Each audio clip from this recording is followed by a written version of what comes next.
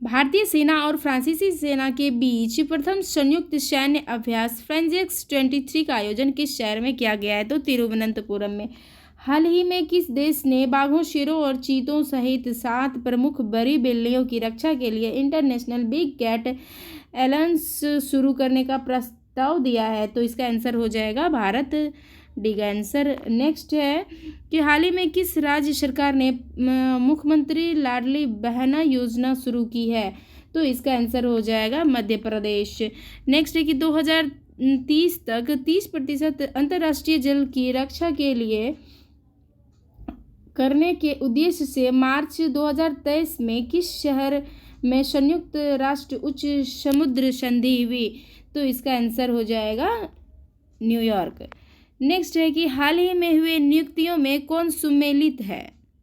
तो इसमें बोल रहा है कि बोला अहमद टिनुबू नाइजीरिया के राष्ट्रपति, ये सही है। नेफियू रियो नागालैंड के मुख्यमंत्री हैं। एस दुबे लेखा महानियंत्रक,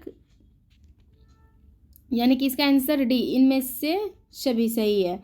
नेक्स्ट क्वेश्चन है कि मार्च 2023 में पारंपरिक चिकित्सा पर पहला SCOB2B सम्मेलन और एक्सपो कहाँ आयोजित किया गया है? तो इसका आंसर हो जाएगा गुवाहाटी में। नेक्स्ट क्वेश्चन है कि हाल ही में किस देश की अदालत ने नोबेल शांति पुरस्कार विजेता एवं मानवाधिकार कार्यकर्ता एलेंस बलियास्की को 10 साल कैद की सज़ा सुनाई है? तो इसका हो जाएगा बेलारूस को सज़ा सुनाई है। नेक्स्ट है कि आज़ादी के बाद पहली बार किस राज्य की स्थित ताली निर्वाचन क्षेत्र को सड़क मार्ग से जोड़ा गया है? तो इसका आंसर हो जाएगा अरुणाचल प्रदेश। नेक्स्ट है कि हेकानी जाखलू निम्नलिखित में से किस राज्य में विधानसभा चुनाव जीतने वाली पहली महिला उम्मीदवार बनी है? तो ए का नागालैंड। एनटीपीसी ने किस राज्य के उत्तरी Karanpura super critical thermal plant में भारत का पहला एयर कूल्ड कंडेंसर स्थापित किया है? तो इसका आंसर हो जाएगा झारखंड। निम्नलिखित में से किसने तटस्थ उद्धरण प्रणाली अपनाने की घोषणा की है? तो ये सुप्रीम कोर्ट। नेक्स्ट है कि एशिया की सबसे लंबी साइकिल रेस को कहाँ से कन्याकुमारी तक हरी झंडी दिखाकर रवाना किया गया? तो इसका आंसर होगा श्रीनगर से कन्याकुमारी। राष्ट्रीय युवा संसद महोत्सव 2023 के संबंध में कौन सा कथन सत्य है? तो पहला है कि इसका थीम एक बेहतर भविष्य के लिए विचार, विश्व के लिए भारत था। दूसरा है लोकसभा अध्यक्ष श्री ओम बिरला ने नई दिल्ली स्थित संसद के केंद्रीय कक्ष में राष्ट्रीय युवा संसद महोत्सव के चौथे संस्करण के समापन समारोह को संबोधित किया, यानी कि इसका आंसर एक और 2 होगा, दोनों, यानी कि सी।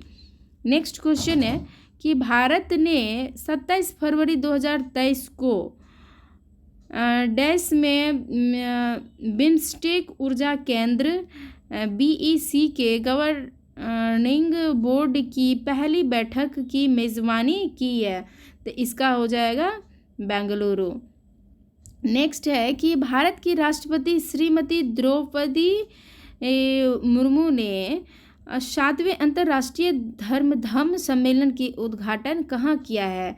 तो इसका आंसर हो जाएगा भोपाल में। किस राज्य में वारी वरोरा राजमार्ग पर दुनिया का पहला 200 मीटर लंबा बांस क्रैश बैरियर बनाया गया है, जिसे बाहुबली नाम दिया गया है? तो इसका आंसर हो जाएगा महाराष्ट्र। नेक्स्ट है कि हाल ही में आयोजित 76वीं संतोष ट्रॉफी राष्ट्रीय फुटबॉल चैंपियनशिप का खिताब किस टीम ने जीती? तो इसका आंसर हो जाएगा कर्नाटक। नेक्स्ट है कि हाल ही में 23वें राष्ट्रमंडल विधि सम्मेलन का आयोजन किस राज्य में किया गया था? इसका आंसर हो जाएगा गोवा में। शेवलॉन इंडिया ने किस पूर्व खिलाड़ी को दुनिया का पहला क्या है यहाँ पे हैंड एम्बेसडर नामित किया है? तो इसका आंसर हो जाएगा सचिन तेंदुलकर। नेक्स्ट है कि नौसेना कमांडरों के सम्मेलन 2023 का पहला चरण पर आयोजित किया गया। तो INS विक्रांत 2023 का पहला चरण INS विक्रांत पर आयोजित किया गया। नेक्स्ट है कि महिला प्रीमियर लीग WPL के संबंध में कौन सा कथन सत्य है? तो यहाँ पे बोल रहा है कि पहला सीज़न मुंबई और नवी मुंबई में खेला जा रहा है। इसका स्वामित्व और संचालन भारतीय क्रिकेट कंट्रोल बोर्ड BCCI द्वारा किया जाता है। तथा सी में है कि इसमें 5 फ्रेंचाइजी हिस्सा ले रही है। और डी का है उपयुक्त सभी। तो इसका आंसर हो जाएगा डी का उपयुक्त सभी, क्योंकि ये सारा सही है। नेक्स्ट है कि किस खिलाड़ी ने 2022 का BBC Indian sports woman of the year का खिताब जीता है? तो इसका आंसर हो जाएगा मीराबाई चानू। नेक्स्ट है कि राष्ट्रपति द्रौपदी मुर्मू ने 4 मार्च 2023 को जल शक्ति अभियान कैच द रेन 2023 का शुभारंभ किया है। इसके संबंध में कौन सा कथन सत्य है? तो वर्ष 2023 का थीम पेयजल के लिए स्रोत स्थिरता है, ये सही है। इसका tagline catch the rain where it falls when it falls है, ये भी सही है। यह अभियान राष्ट्रीय जल मिशन जल शक्ति मंत्रालय द्वारा कार्यान्वित किया जाता है। तो ये भी सही है, यानी कि आंसर इसका डी होगा। नेक्स्ट है कि भारत के नेतृत्व में क्वाड के सदस्य देशों के विदेश मंत्रियों की बैठक देश में आयोजित की गई, जिसकी अध्यक्षता विदेश मंत्री S जयशंकर ने की। तो इसका आंसर हो जाएगा नई दिल्ली में आयोजित की गई। नेक्स्ट है कि हाल ही में किस राज्य सरकार ने देश का पहला मदर मिल्क बैंक स्थापित करने की घोषणा की है? तो इसका आंसर हो जाएगा उत्तराखंड। नेक्स्ट है कि सुप्रीम कोर्ट की सदस्यीय संवैधानिक बेंच के ऐतिहासिक फैसले के अनुसार मुख्य चुनाव आयुक्त और चुनाव आयुक्तों की नियुक्ति पैनल में कौन कौन शामिल होंगे? तो इसका आंसर हो जाएगा कि प्रधानमंत्री एंड लोकसभा के नेता प्रतिपक्ष, ये भी सही है। सुप्रीम कोर्ट के मुख्य न्यायाधीश, ये भी है, यानी कि इसका आंसर डी होगा उपयुक्त सभी। नेक्स्ट है कि वर्ल्ड हैप्पीनेस रिपोर्ट 2023 के संबंध में कौन सा कथन सत्य है? तो चलते हैं कि फिनलैंड को लगातार 6ठी बार शीर्ष स्थान प्राप्त हुआ है। तो ये सही है। भारत को 126वां स्थान प्राप्त हुआ है, और ये भी सही है। एंड डेनमार्क और आइसलैंड क्रमशः दूसरे और तीसरे पायदान पर है, यानी कि 1 2 3 तीनों सही है, यानी कि इसका आंसर हो जाएगा 1 2 3। किस देश में सेवानिवृत्ति की आयु 62 से बढ़ाकर 64 करने की सरकार की योजना के खिलाफ भारी विरोध प्रदर्शन हुआ? तो इसका आंसर हो जाएगा फ्रांस। सी, निम्नलिखित में से किस महिला हॉकी खिलाड़ी के नाम से उत्तर प्रदेश के रायबरेली में हॉकी स्टेडियम बनाया गया है? वाह, तो इसका आंसर हो जाएगा रानी रामपाल। नेक्स्ट है कि किस देश ने विश्व की पहली पूरी तरह से काम करने वाली सौर बैटरी स्थापित की है, जो एक ही बार में महीनों भर की हरित ऊर्जा का भंडारण करने में सक्षम है? तो इसका आंसर हो जाएगा फिनलैंड। नेक्स्ट क्वेश्चन है कि प्रधानमंत्री नरेंद्र मोदी ने कहाँ में ग्लोबल मिलेट्स श्री अन्न सम्मेलन का उद्घाटन किया। इस अवसर पर उन्होंने अंतर्राष्ट्रीय मिलेट्स वर्ष IYM 2023 पर एक डाक टिकट और सिक्का भी जारी किया। तो इसका आंसर होगा नई दिल्ली। नेक्स्ट क्वेश्चन है कि मार्च 2023 में जारी विश्व वायु गुणवत्ता रिपोर्ट 2022 के संबंध में कौन सा कथन सत्य है। तो इसका है कि भारत एक सर्वाधिक प्रदूषण शहर भिवारी राजस्थान है। विश्व का सर्वाधिक प्रदूषित शहर लाहौर पाकिस्तान है। चाड विश्व में सर्वाधिक प्रदूषित देश है। चौथा है कि भारत विश्व में 8वां सर्वाधिक प्रदूषित देश है। इसका तो चारों का चारों सही है, यानी कि इसका आंसर हो जाएगा डी 1 2 3 4। नेक्स्ट है कि के बिरला फाउंडेशन द्वारा किस भाषा की लेखिका शिव शंकरी को उनकी कृति सूर्यवंशम के लिए विश्व 2022 के सरस्वती सम्मान के लिए चुना गया। तो इसका आंसर हो जाएगा तमिल। नेक्स्ट की संख्या की और कार्यक्रम कार्यान्वयन मंत्रालय MOSPI द्वारा जारी भारत में महिला और पुरुष 2022 रिपोर्ट के संबंध में कौन सा कथन सत्य है। तो भारत का लिंगानुपात 2011 के 943 से बढ़कर 2036 में 952 हो जाएगा।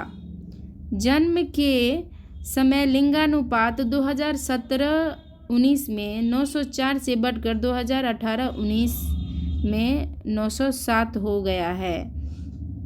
विवाह के लिए औसत आयु 2017 में 22.1 वर्ष से बढ़कर 2020 में 22.7 वर्ष हो गई है। और डी में है कि उपयुक्त सभी। इसका आंसर हो जाएगा उपयुक्त सभी, क्योंकि ये सारा सही जानकारी है। नेक्स्ट क्वेश्चन है कि Stockholm International Peace Research Institute SIPRI report के संदर्भ में कौन सा कथन सत्य है। तो इसका है कि 2013-17 और 2018-22 के बीच भारत सैन्य हार्डवेयर का दुनिया का शीर्ष आयातक देश था। 2013-17 और 2018-22 के बीच अमेरिका सबसे बड़ा सैन्य सामग्री निर्यातक था। दुनिया के हथियारों और सैन्य उपकरणों के कुल आयात में भारत की हिस्सेदारी 11% है। डी का है उपयुक्त सभी, तो इसका आंसर होगा उपयुक्त से सभी। नेक्स्ट है मार्च 2023 में भारत ने किस देश के साथ सेमीकंडक्टर आपूर्ति श्रृंखला स्थापित करने और नवाचार भागीदारी पर समझौता ज्ञापन पर हस्ताक्षर किया है। तो इसका आंसर हो जाएगा USA। नेक्स्ट है कि चक्रवात फ्रेंडी ने सबसे लंबे समय तक सक्रिय रहने वाला उष्णकटिबंधीय चक्रवात का रिकॉर्ड बनाया है। इसने निम्नलिखित में से किस देश को प्रभावित किया है। तो इसका आंसर हो जाएगा उपयुक्त सभी, क्योंकि मेडागास्कर, मोजाम्बिक, मलावी ये सभी है। नेक्स्ट है कि प्रित्जकर आर्किटेक्चर पुरस्कार 2023 के विजेता के रूप में किसे चुना गया है। तो इसका हो जाएगा सर डेविड चिपरफील्ड। नेक्स्ट है कि किस केंद्रीय मंत्रालय ने वीमेन आइकॉन लीडिंग स्वच्छता WINS विंस पुरस्कार 2023 की घोषणा की है। तो इसका हो जाएगा आवासन और शहरी मामलों के मंत्रालय, एक आंसर हो जाएगा इसका। नेक्स्ट है कि शलहुनु क्रूसे ने किस राज्य की पहली महिला कैबिनेट मंत्री के रूप में शपथ ली? तो इसका आंसर हो जाएगा नागालैंड। नेक्स्ट है कि ग्रुप कैप्टन डैश भारतीय वायुसेना में अग्रिम लड़ाकू इकाई की कमान संभालने वाली पहली महिला अधिकारी बन गई है? तो इसका आंसर होगा शालिजा धामी। नेक्स्ट है कि अल्प विकसित देशों पर 5वें संयुक्त राष्ट्र सम्मेलन LDC5 का आयोजन किस शहर में किया गया? तो इसका आंसर हो जाएगा दोहा।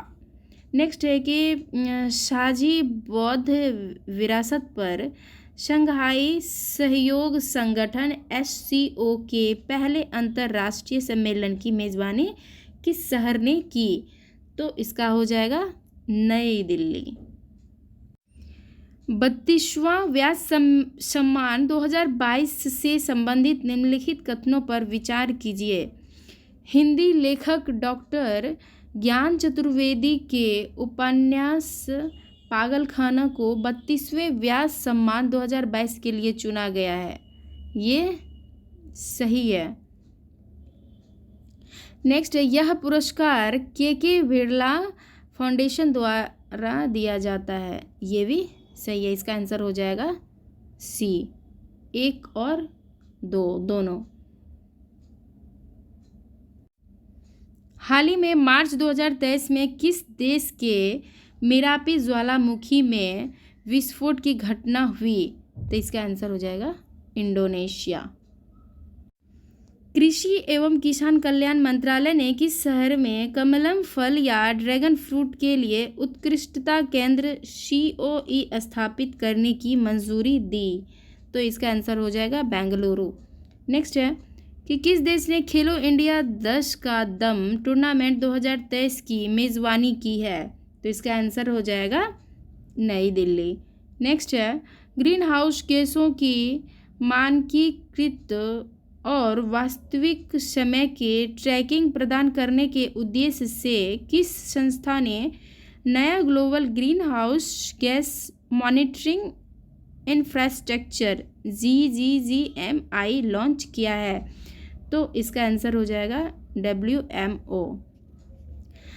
नेक्स्ट है कि निम्नलिखित में से संस्था द्वारा गौशालाओं की आर्थिक व्यवहार्यता में सुधार पर विशेष ध्यान देते हुए ऑर्गेनिक एवं जैव उर्वरकों के उत्पादन एवं संवर्धन शीर्षक वाले टास्क फोर्स की रिपोर्ट जारी की गई है? तो इसका आंसर हो जाएगा नीति आयोग के द्वारा।